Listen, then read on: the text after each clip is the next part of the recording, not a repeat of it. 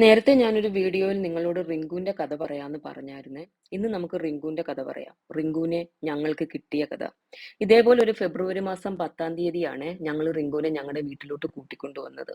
ഞങ്ങൾ ആദ്യം റിങ്കുവിനെ കാണുന്ന ഒരു വർക്ക് സൈറ്റിൽ വെച്ചിട്ടാണ്. അന്ന് അവന്റെ കൂട്ടത്തിൽ അവന്റെ അമ്മയുണ്ടായിരുന്നേ.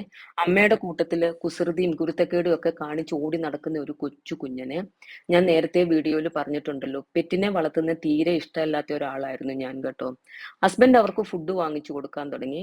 പിന്നെ പിന്നെ ഹസ്ബൻഡുമായിട്ട് അവർക്കൊരു നല്ല അടുപ്പം വന്നു. പ്രത്യേകിച്ച് റിങ്കുവിന്റെ അമ്മയ്ക്ക്. റിങ്കു അന്നും ഒരു ഗ്യാപ്പ് ഇട്ടാണ് ഫുഡ് കഴിക്കും, ഓടിപ്പോകും, ആ ഒരു രീതിയായിരുന്നു. പക്ഷെ അവന്റെ അമ്മ നമ്മളുമായിട്ട് കൂടുതൽ അടുത്ത്. പിന്നീട് അവർ ഹസ്ബൻഡിനെ നോക്കിയിരിക്കുന്ന പോലായി ഫുഡിന് വേണ്ടിയിട്ട്.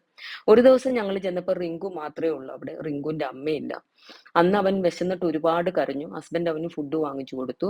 പിറ്റേ ദിവസം ചെന്നപ്പോഴും റിങ്കു മാത്രമേ ഉള്ളൂ, റിങ്കുവിന്റെ അമ്മയില്ല. അന്ന് ഹസ്ബൻഡ് എന്നോട് ചോദിച്ചു അവനെ നമ്മുടെ കൂട്ടത്തിൽ കൂട്ടാവുന്നു. വേണ്ട എന്ന് പറയാൻ എനിക്ക് തോന്നിയില്ല കേട്ടോ. അന്ന് മുതൽ അവന്റെ അമ്മ ഞാനാണ്. ഞങ്ങൾ അവനെ കൂട്ടത്തിൽ കൂട്ടി.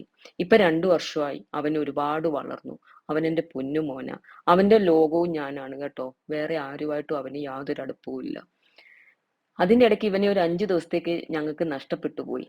ആ 5 ദിവസവും ഞങ്ങൾ തേടി പിടിച്ച് ഇവനെ തിരിച്ചു കൊണ്ടുവന്നു. ആ കഥ ഞാൻ വേറൊരു വീഡിയോയിൽ പറയാം.